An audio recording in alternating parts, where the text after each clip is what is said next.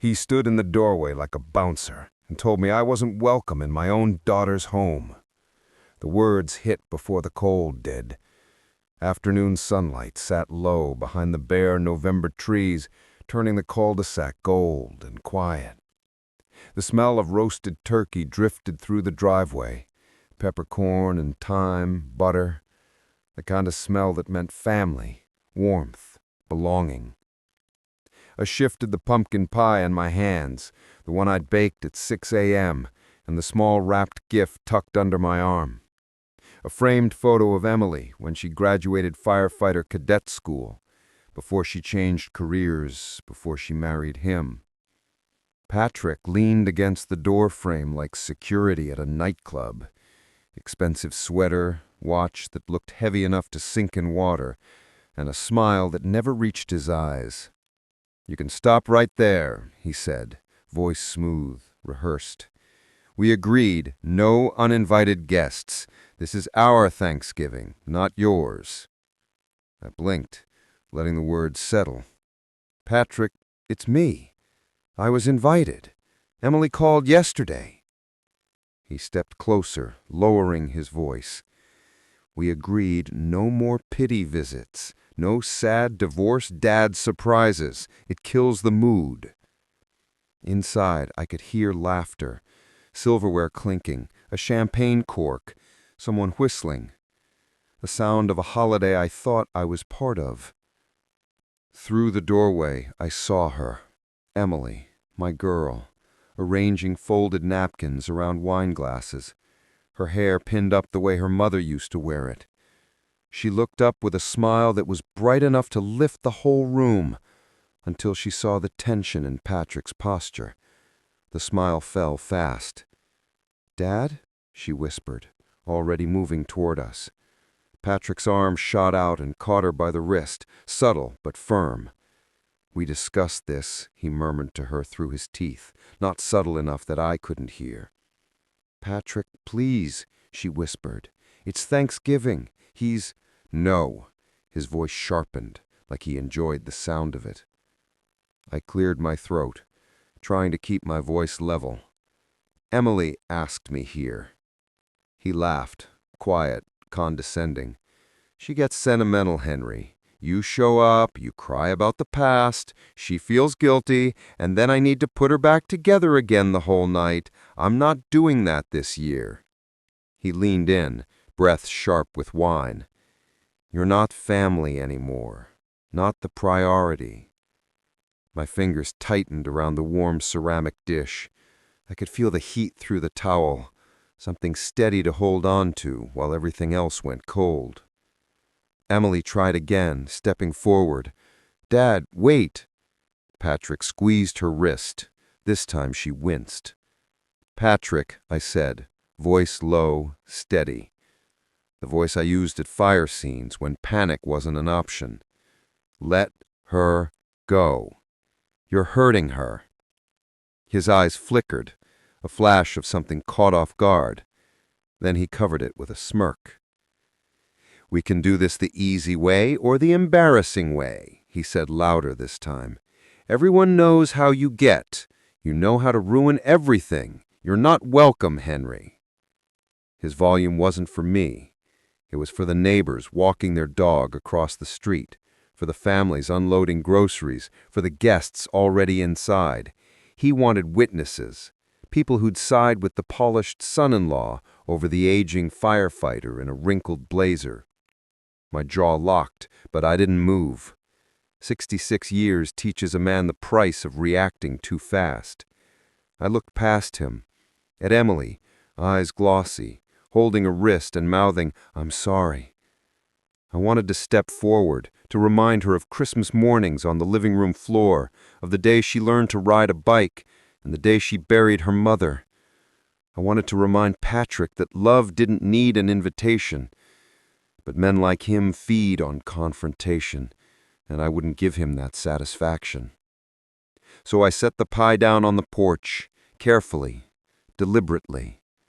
The ceramic clinked against the concrete, and for a second the whole street felt silent. Patrick cleared his throat, smug triumph leaking into his voice.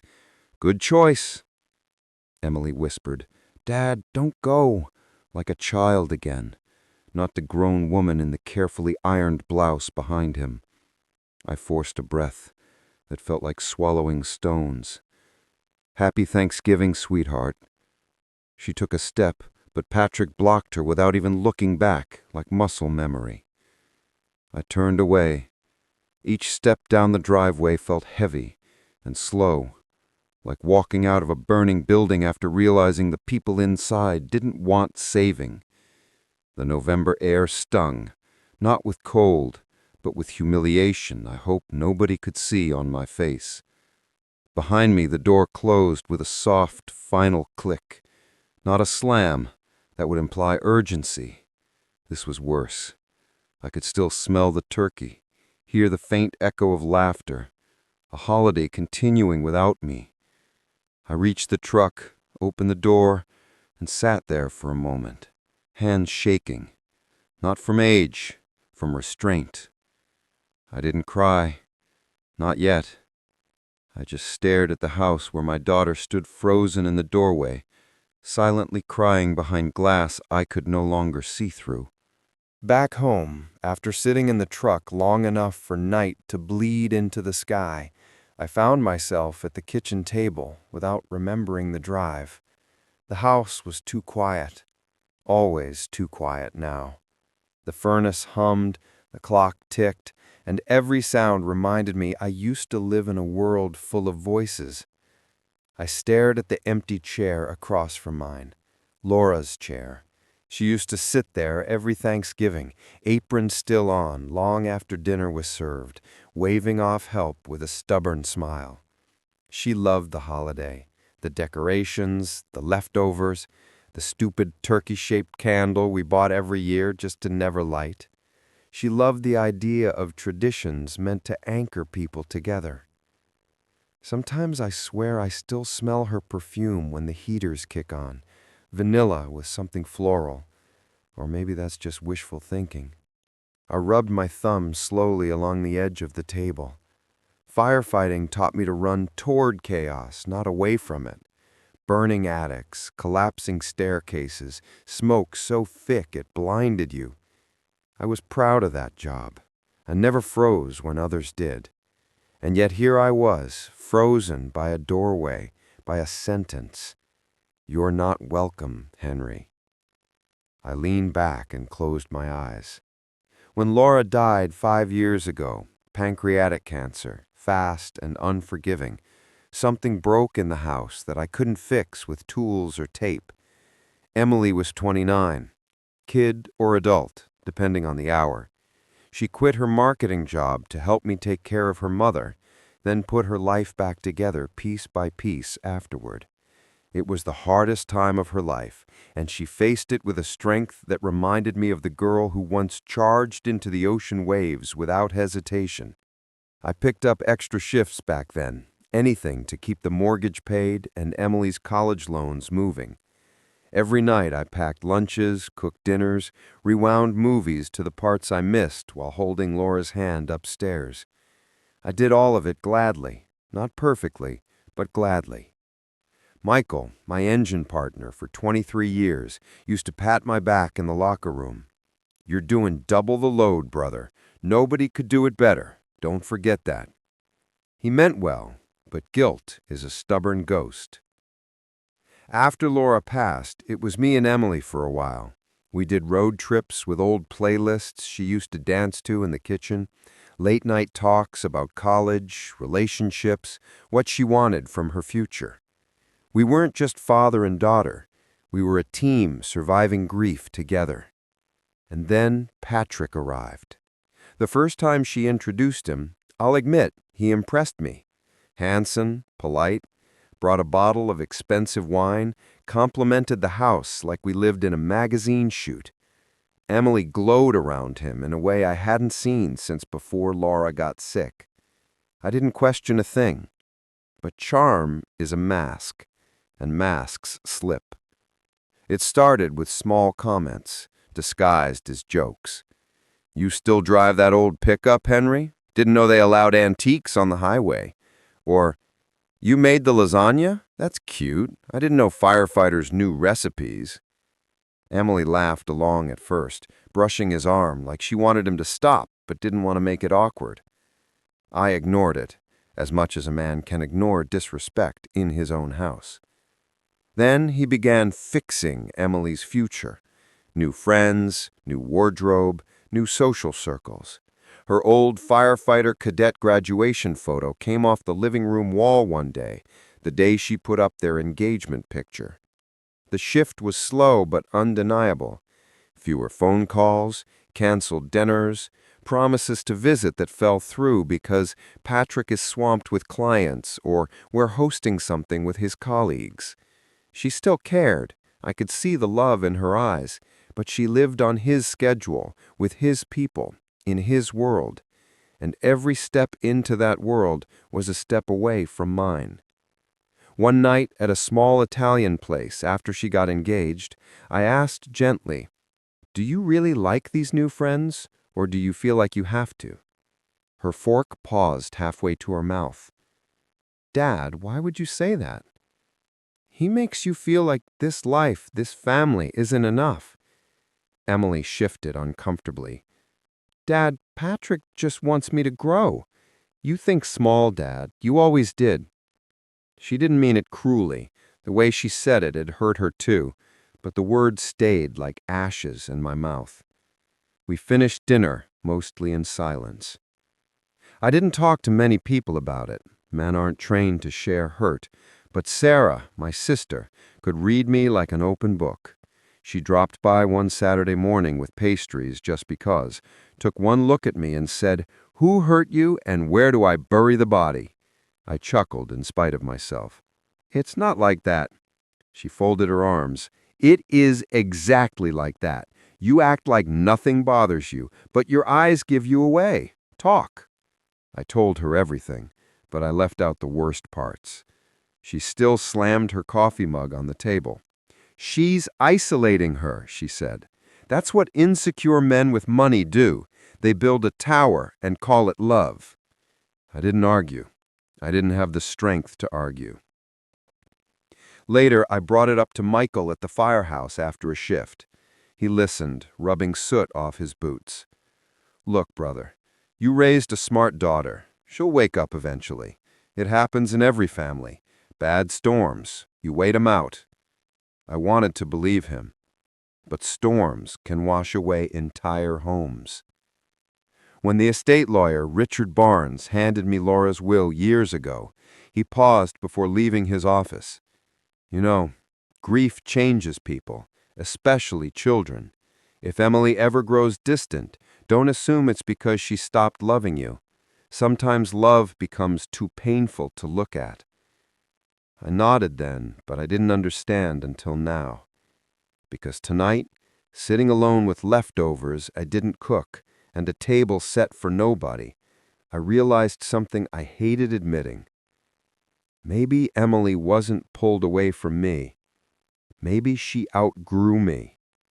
Maybe I failed somewhere, somehow, and Patrick only revealed the cracks. I looked at the framed photo still sitting on the counter.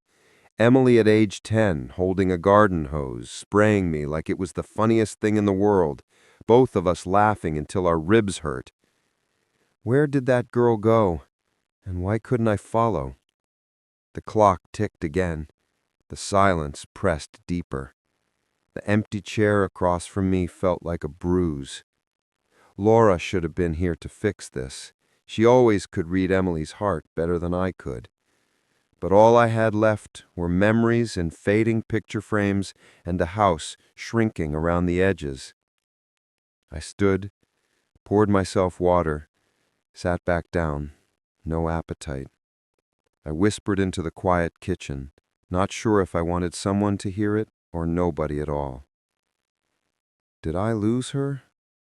Or did I just stop being enough? The house answered with more silence. A man can be strong enough to run into burning buildings his whole life and still be terrified of sitting alone at a dinner table that used to be full.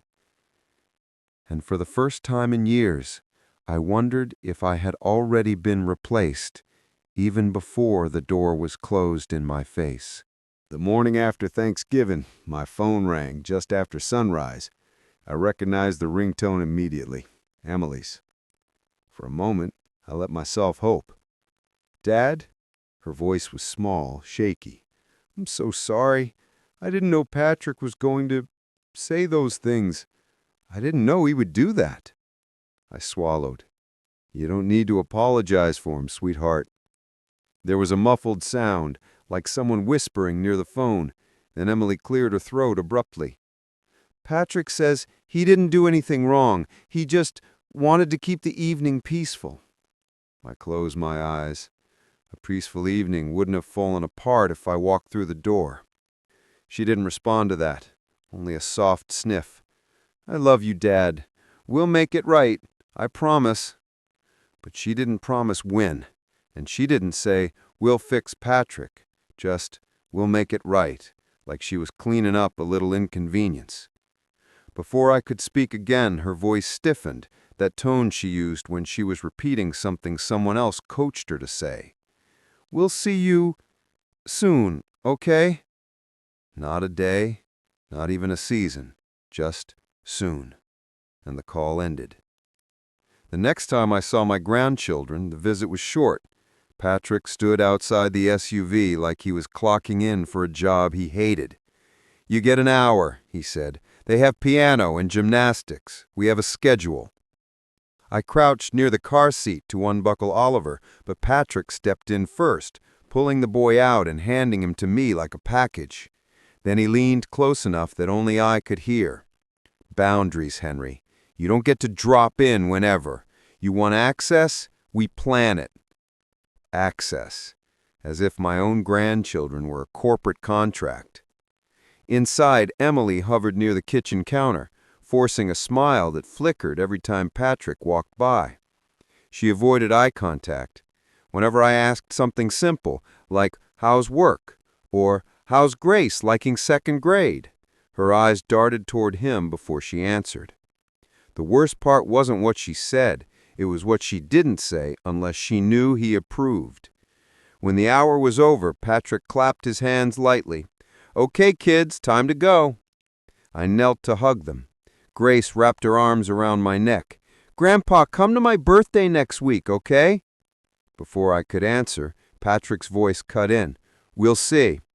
Grace frowned. "But I want him there." Emily touched her shoulder softly. "We'll figure it out, honey." But even Grace could tell the decision had already been made. She looked at me with the kind of worry no child should understand. Her 7th birthday party was held at a rented children's center. Bright balloons, face paint, kids running around, camera flashes everywhere. I showed up with a wrapped pink kite I'd found in a vintage toy shop, the same kind of kite I used to fly with Emily when she was a little girl. Grace loved it instantly. She squealed and hugged it to her chest. But when Patrick saw the gift later, he shook his head. "Why do you always get outdated stuff?" he said, loud enough for nearby parents to hear. Grace heard. Her shoulders dropped. She lowered the kite like she'd done something wrong. I bent toward her gently. "Sweetheart, it's okay.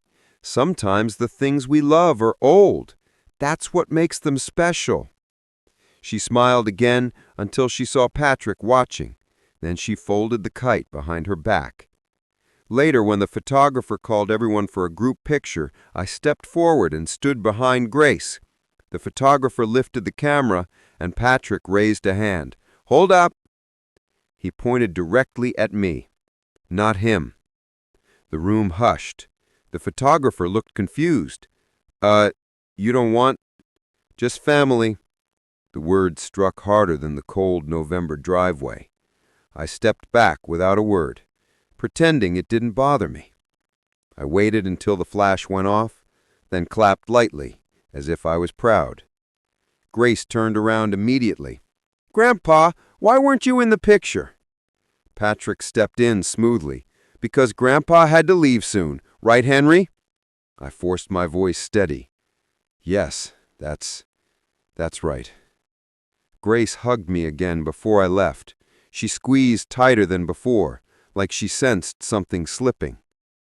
Things worsened in small, deliberate ways. At the park the next week, I overheard Patrick talking to another father near the jungle gym while the kids played. "He's basically a burden," Patrick said, referring to me with a casual shrug. "Emily is too soft to cut him off, so we manage it. Controlled exposure." The other father gave an uncomfortable laugh, like he didn't want to take sides. I turned away before Patrick saw me. I didn't say a word. I didn't trust myself to.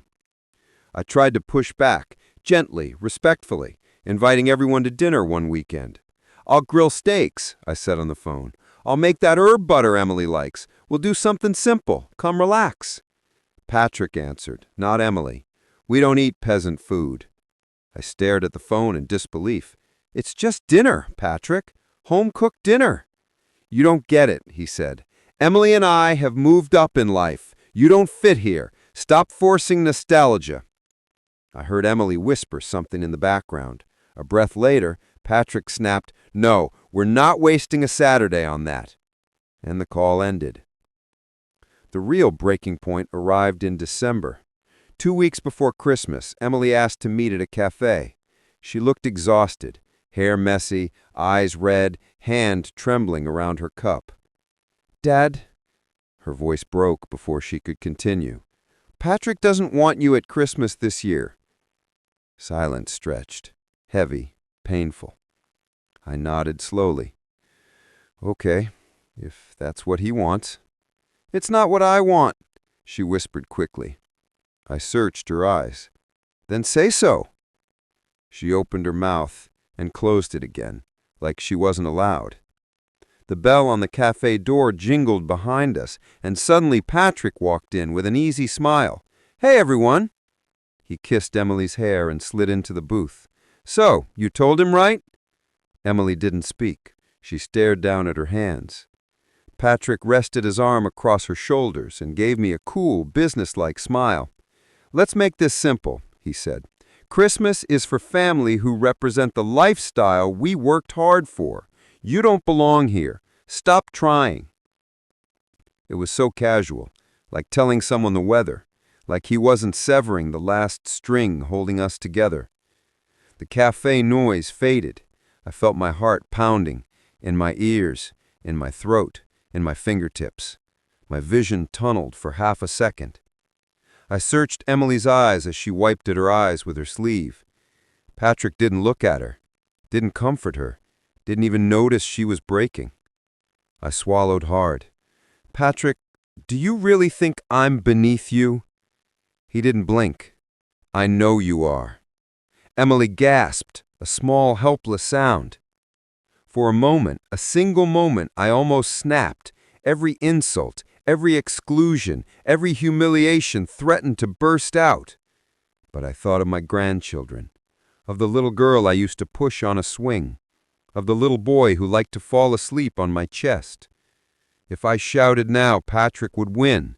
He'd twist it into proof that I was unstable. So I stayed still. I stayed calm, even as something inside me cracked. I stood from the booth, coat in hand. "I won't ruin your Christmas." Patrick smirked. "Good man."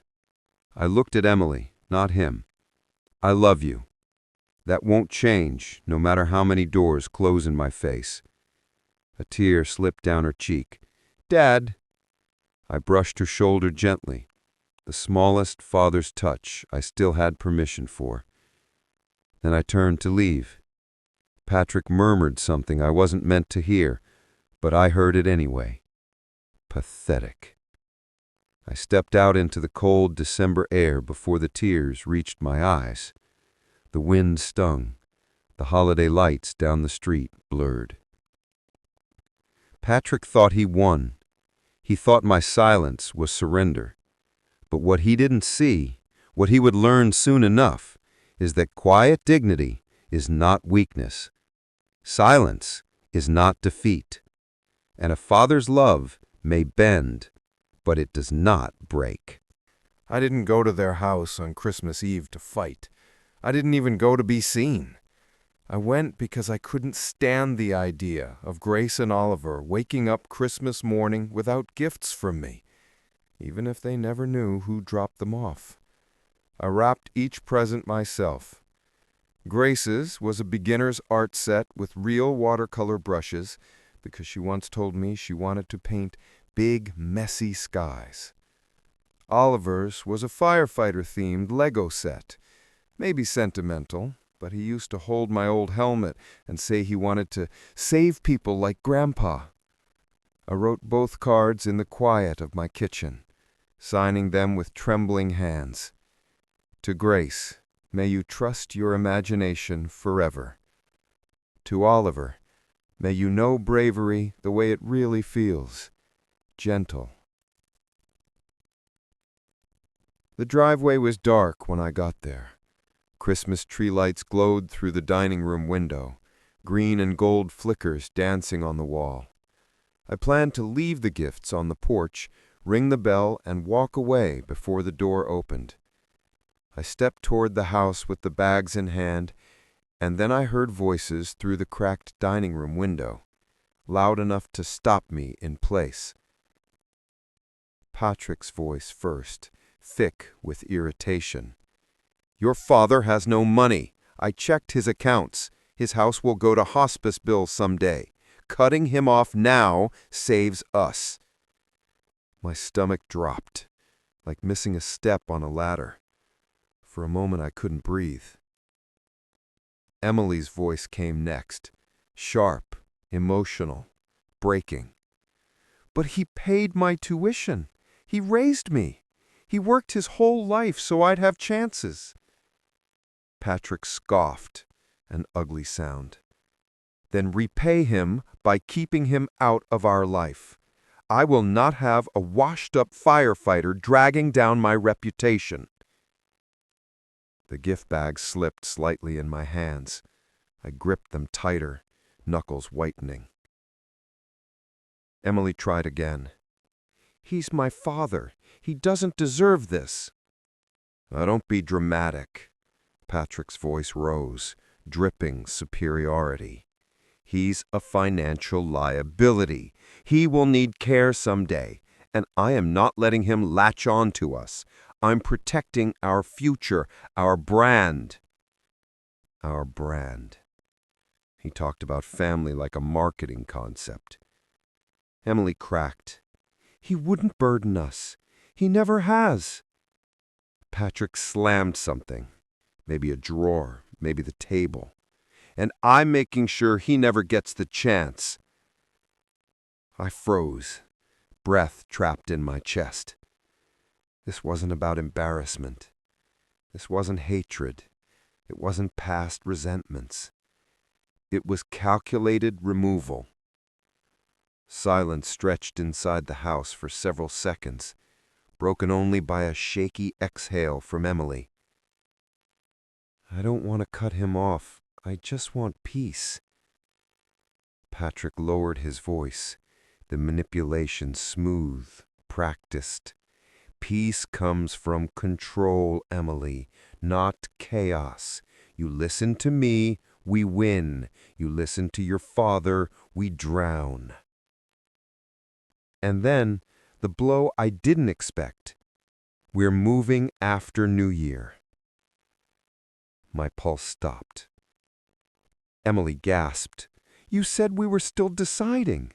"No, I decided. New city, new school, new colleagues. No more distractions. Grace and Oliver will never grow up thinking that kind of mediocrity is acceptable." Mediocrity. That's what he called the life I built with my bare hands. "And we are not telling him. He'll figure it out when the house is empty." Something fragile inside me snapped, but not the way Patrick hoped. Not into anger, into clarity. This wasn't a daughter abandoning her father. This wasn't a man being left behind. This was a predator isolating his prey. I understood suddenly and painfully that I hadn't failed Emily. I hadn't been outgrown. I'd been cut away, strategically, by a man who saw love as a weakness and family as leverage. I stood there in the winter cold, not moving. My breath fogged in front of me like smoke rising from a fire I couldn't put out. Then the conversation continued, softer but still audible. Emily whispered, "But my father will want to see the kids." Patrick sighed hard like she'd inconvenienced him. "He'll forget about them eventually. Old men do. Just be patient." My heart didn't break. It hardened. I reached for my phone with slow, numb hands. My thumb shook as I opened the recorder and held the phone toward the window. Not revenge, not rage. Documentation. The same instinct firefighters use after a disaster.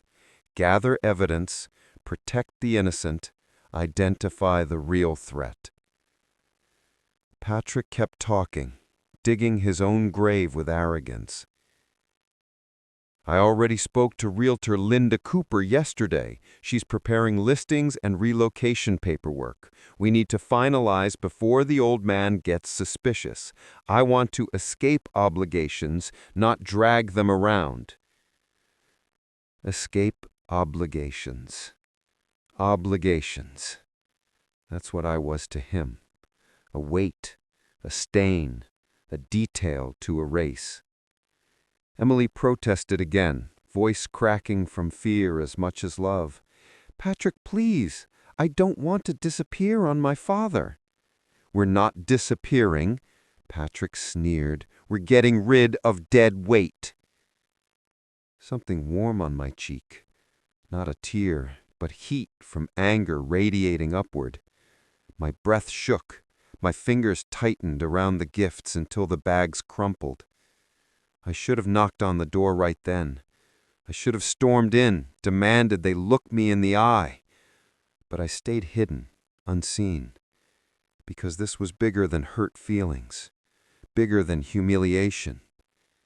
This was about my grandchildren, and if I confronted Patrick then, he'd double down, and he'd win. Firefighters don't run into flames without a plan. So I stepped back quietly, phone still recording. I moved around the side of the house to the driveway, and through the thin curtains I saw more than I wanted to. Printed emails on the counter, Linda Cooper's name highlighted, moving company brochures, school transfer paperwork with dates circled in red. A sticky note that read, "No contact before move. Don't give him an opening." Not Grandpa, not Henry, just him, like I was a stranger, a threat, a nuisance. I didn't take the papers. That would alert Patrick. Instead, I lifted my phone again and snapped quiet photos through the window. Time-stamped, clear. Then I walked back to the porch, placed the gifts gently beside the doormat, and stepped away. I didn't ring the bell. I didn't want them to look at me through the glass. I didn't want Emily to see how much she was worth to me, not while believing a man who'd convinced her I was worth nothing. I got into my truck and sat there, engine off, recorder still running. Emily's muffled voice came through the window again. "He'll be devastated. He'll survive. That generation always does." My throat closed. My heart hammered so hard it felt like it would break ribs. But I didn't cry. Instead, I whispered, quiet enough that only the truck cab heard it. "I'm not losing my daughter. He's taking her." That hurt, but it steadied me. I didn't plan revenge. I planned clarity. Because fire taught me one lesson above all. You don't put out a blaze by screaming at it. You study it. You understand its source. And then, when the time is right, you take away its oxygen. I put the truck in gear and drove off into the dark Christmas night. Phone full of proof, heart full of purpose. This wasn't over. Not by a long shot. Grace's 8th birthday party was bigger than the last. Rented play venue again, balloons everywhere, kids climbing plastic castles and jumping into foam pits, while pop music echoed against the high ceilings. The air smelled like frosting and pizza grease. Parents chatted in little circles, smiling politely, sipping cheap coffee from paper cups. I stayed near the back when I arrived, not wanting to cause tension. I wasn't invited. I knew that, but I wasn't going to miss my granddaughter's birthday. I stood by the wall with the bounce houses, hands in my jacket pockets, watching Grace run around with a paper crown on her head. Oliver followed her, wearing a superhero cape that kept slipping sideways. I didn't approach them yet. I just let myself absorb the moment. The sound of them laughing, the sight of them playing. I needed that. Then Patrick noticed me. His face stiffened, not in surprise, but in irritation, like a man whose perfect photograph was being ruined. He cleared his throat and climbed onto a small step stool near the birthday table. He tapped a spoon against the plastic cup. "All right, everyone," he said loudly, voice smooth like a rehearsed TED Talk. "Before we cut the cake, I just want to say something." Parents turned toward him, kids quieted enough to listen. Patrick placed an arm around Emily. She smiled weakly. "In this family," he began, "we believe in protecting each other, in putting our loved ones first. No matter what life throws our way, we stand together. We don't let distractions pull us apart. We stay loyal, united, and strong." Parents nodded politely. Someone clapped softly. Patrick continued, swelling with self-importance. "Family isn't about biology. It's about the people who deserve to be included, those who uplift us, those who meet our standards." I stepped forward before I could overthink it. My voice was steady, too steady. "That's a beautiful speech, Patrick." Every head turned. Emily gasped softly. Patrick froze mid-smile before the corner of his mouth twisted. "You weren't invited," he muttered, the microphone catching it. "I know. I came for my granddaughter." The room fell completely silent. Even the machines stopped beeping. Or maybe my heartbeat drowned them out. Patrick squared his shoulders. "You don't belong here. Leave before you embarrass yourself." I clicked a button on my phone. Patrick's voice came through the speakers, my small, portable Bluetooth speaker that I'd concealed in my jacket pocket. Loud, clear, undeniable. "Your father has no money. I checked his accounts. His house will go to hospice bills someday. Cutting him off now saves us." Gasps rippled across the venue. Patrick's smile shattered. I didn't blink. I didn't move. Next recording. "I will not have a washed-up firefighter dragging down my reputation." Emily covered her mouth with both hands. Several parents instinctively stepped away from Patrick. He shook his head rapidly. No, that audio is fake. He edited it. That's—" I pressed play again. "We're moving after New Year. New school, new friends. No contact before we move.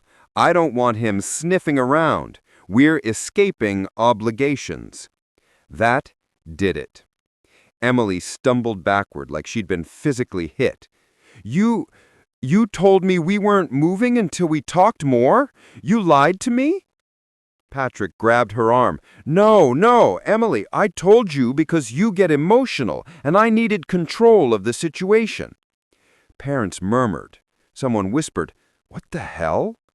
Patrick glared at me. "You're pathetic. You spy on people like some jealous old man." I reached into my jacket again and held up printed pages.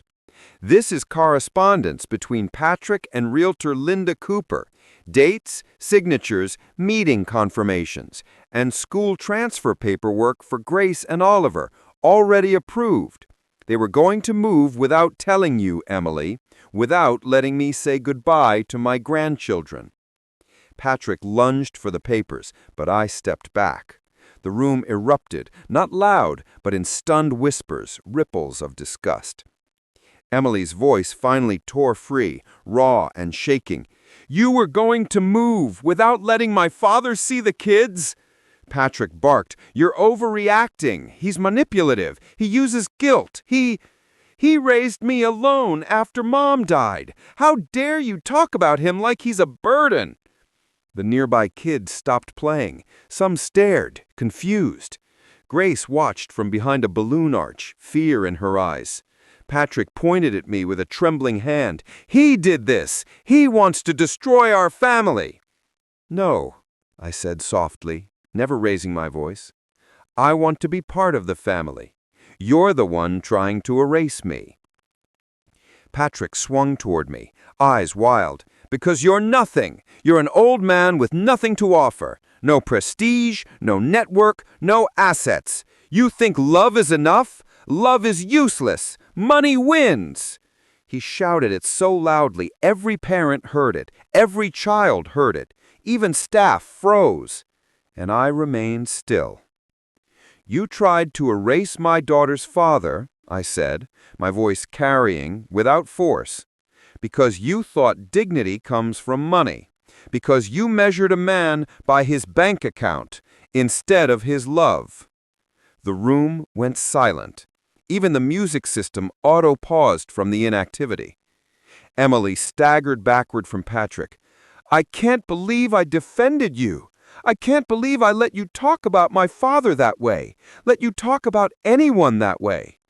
Patrick grabbed her wrist, not gently, not politely, but possessively. "You're not leaving. You're coming with me. We need to talk, alone." Parents immediately shifted. A few took protective steps forward. Emily yanked her arm away. "Don't touch me!" Patrick lost control, completely. "This is your fault," he screamed at me. "She was docile before you showed up. You poisoned her. You're turning her against me." I didn't move. "I didn't turn her," I said. "The truth did." Patrick charged toward me, fist half raised, but two dads blocked him instinctively, stepping between us. "Back off, man," one said. "Don't do this here," another added.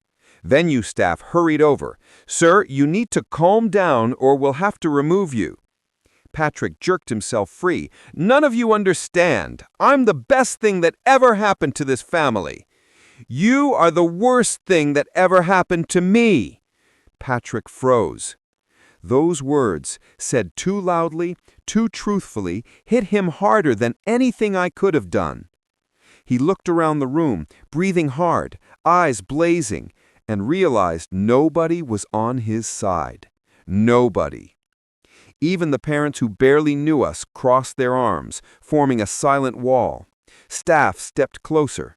Someone had already dialed their phone. Patrick turned to Emily, voice suddenly low and broken in desperation. "Emily, please, don't do this. You need me." "No," she whispered. "I wanted you, until I saw who you really are." Then with more strength than I've ever heard in her voice, "Get out." He shook his head violently. "You don't get to kick me out." The manager stepped forward. "Sir, you need to leave now, or security will escort you." Patrick looked around wildly, at the parents glaring, at the children watching in silence, at the staff waiting. And then, for the first time since I met him, Patrick looked small. He grabbed his coat, shoved past people, and stormed out the door, the glass rattling on impact. The room was dead quiet. Emily collapsed, body folding in on itself as she sobbed. I rushed forward, but not too fast. I didn't want to overwhelm her. When I reached her, she fell into my chest like she did when she was 7 and scraped her knee. "I'm so sorry," she cried, voice shaking uncontrollably. "Dad, I'm so sorry. I'm so sorry. I didn't know. I let him." I held her, one hand on her back, the other on her hair, exactly the way I held her the night Laura passed. "It's okay," I whispered. "It's over now." Grace and Oliver approached slowly. Grace tugged my sleeve. "Grandpa, are you staying?" I knelt down, my voice barely holding steady. "I'm not going anywhere." Oliver wrapped his arms around my neck. Grace hugged me from the other side. The three of us held on to each other like the room didn't exist. Parents around us smiled softly. Not pity, not curiosity, support. Emily wiped her tears and crouched beside us, stroking Grace's hair. "We're safe. We're staying right here." And for the first time in years, I didn't feel like a guest in my own family's life. I felt like a father again. The days after the birthday party felt surreal, like the world had tilted, but finally settled into its rightful place. Not perfect, not painless, just honest. Emily filed for separation the following week. She moved through the legal process slowly, carefully, with trembling hands and a quiet determination I hadn't seen in years. She told me she'd started therapy, to get my voice back, she said, eyes lowered with a mix of shame and hope. I put a hand on her shoulder. "You never lost your voice. Someone kept talking over it." She didn't answer. She just leaned into me for a long, silent moment. Emily and the kids moved into my house temporarily. Grace slept in her mother's childhood room, walls still decorated with faded horse posters. Oliver slept on a mattress next to my bed the first week because he was afraid Patrick would come take us away. I sat on the floor beside him until he slept, every night. I didn't tell Emily how proud I was for her for leaving. I didn't remind her that I warned her. I didn't list the signs I'd seen. I just made dinner, helped the kids with homework, and repaired a broken door hinge in the guest room because it squeaked too loudly. Sometimes healing doesn't need speeches. It needs quiet safety. Patrick didn't disappear gracefully. The confrontation at the party had been filmed by someone, not deliberately, just a parent who happened to be taking a video of the kids nearby. It spread fast among the play venue moms, then through the school, then onto local social media. People didn't call him successful anymore. They called him the guy who said love is useless. One parent at his firm reportedly showed the clip during a lunch break. Another quit a collaboration project with him. His boss had a talk about professionalism and brand image. Word traveled quickly. It wasn't revenge. It was truth, moving without permission.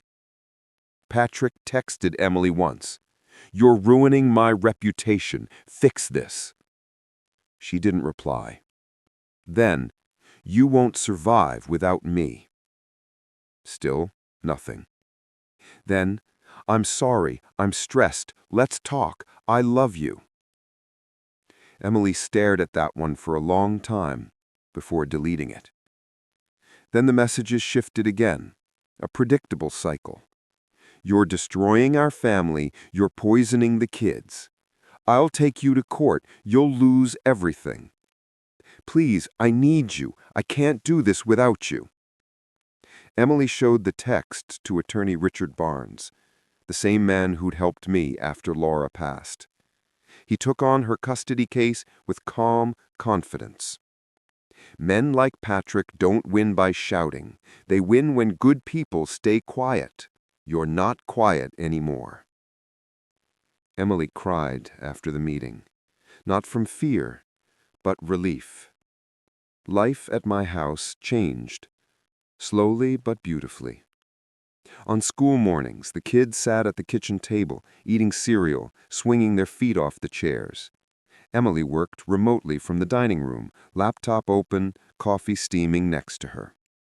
Sometimes she'd look up at the family photos on the wall, the ones she once took down in her own home, and smile quietly. One evening, I found her in the living room staring at the framed firefighter dead graduation photo I'd put back on the mantel. She touched the frame lightly. "I used to be proud of myself," she whispered. "You still should be." She leaned her head against my shoulder. "I forgot who I was." "You remembered," I said. "That's what matters." Patrick tried showing up once, banging on the door, shouting accusations, demanding the kids come with him. I stepped outside before the kids heard. He got in my face, breath sharp with panic. "You think you won? You think you're the hero in this story?" I didn't raise my voice. "I don't care about winning. I care about my family." He laughed once, a brittle, broken sound. "You think she left me because of you? She left because she's weak." I shook my head.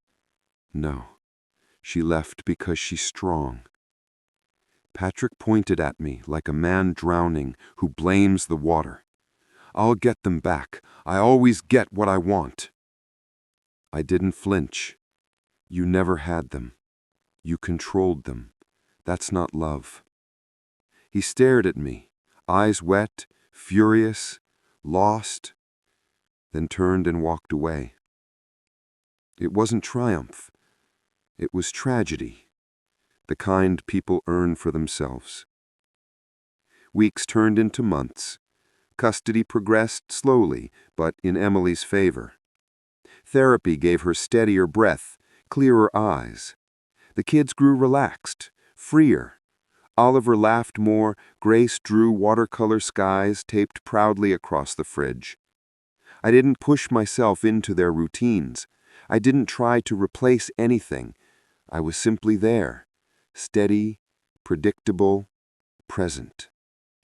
One night, after the kids were asleep, Emily knocked on my door. She looked peaceful, tired, but peaceful. "Dad." "Yes, sweetheart." Her voice broke just slightly.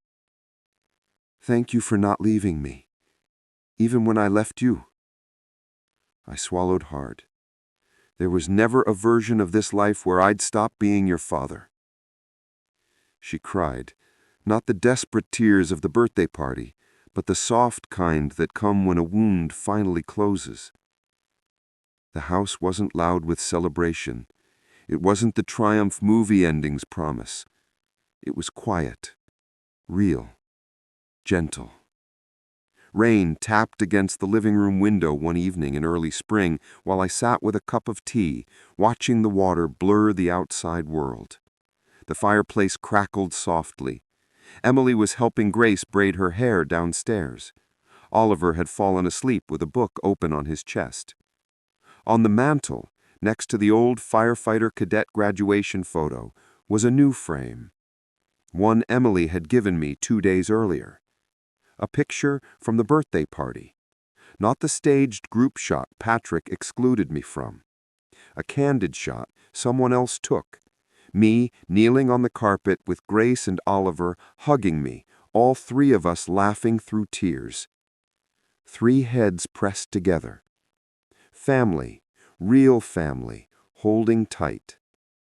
Laura's picture sat beside it. Her smile seemed warmer somehow. I lifted the tea and took a slow sip, feeling the warmth spread through my chest. This wasn't revenge. This wasn't victory. It was justice. Quiet, earned, and finally safe. And it was enough. 6 months passed, but it felt like a lifetime.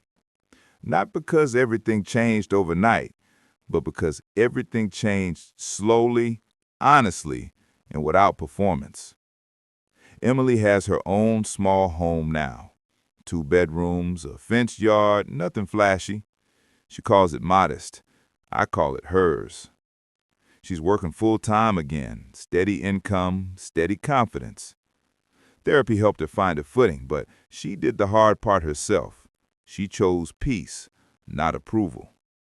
She has full custody. So, no more supervision, no more negotiations drained by control.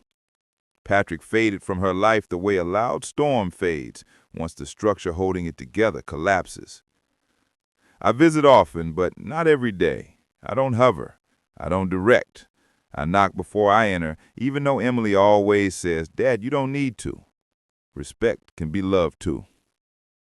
Grace is taller now, a gap-toothed smile and watercolor paint always under her fingernails. Oliver learned how to tie shoes on his own.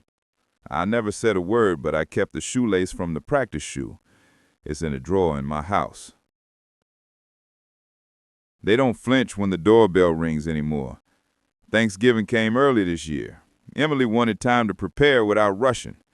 When I arrived, I walked up the driveway holding the pie again, but this time I didn't feel afraid of the door.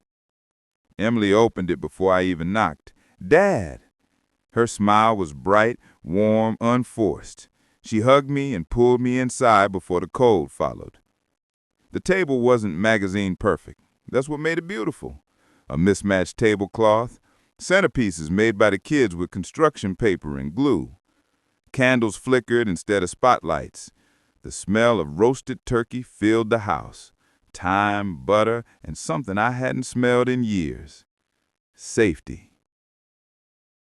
Grace ran up to show me her new art, a painting of the beach at sunset.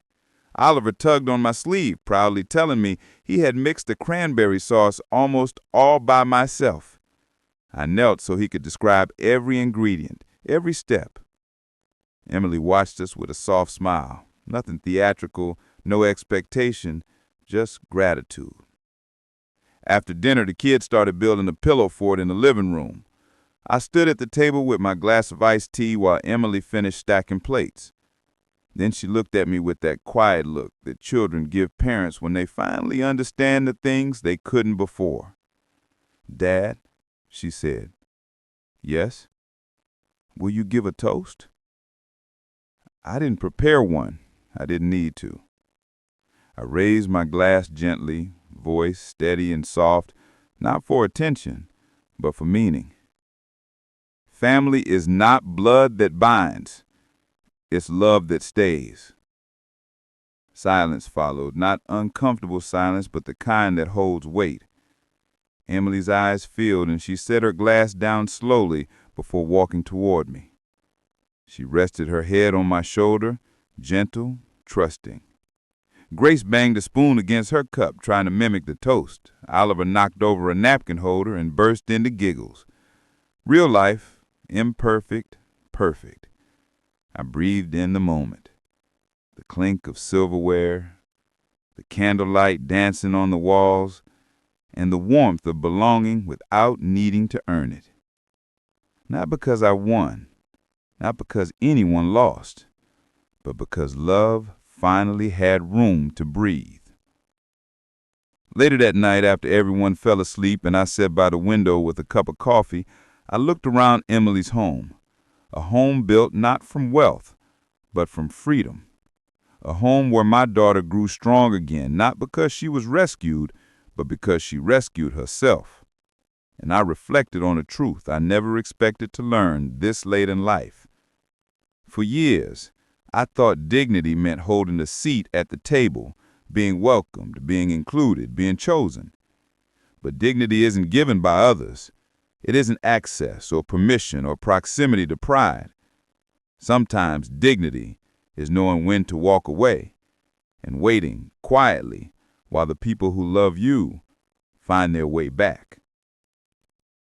I finished my coffee, listening to the rain outside tapping on the windows, steady, gentle, cleansing. Before I left for the night, I looked again at the family photo on Emily's mantle, the one from the play venue, the three of us laughing, holding on to each other. And I knew, without bitterness, without triumph, sometimes the quietest victories are the loudest truths.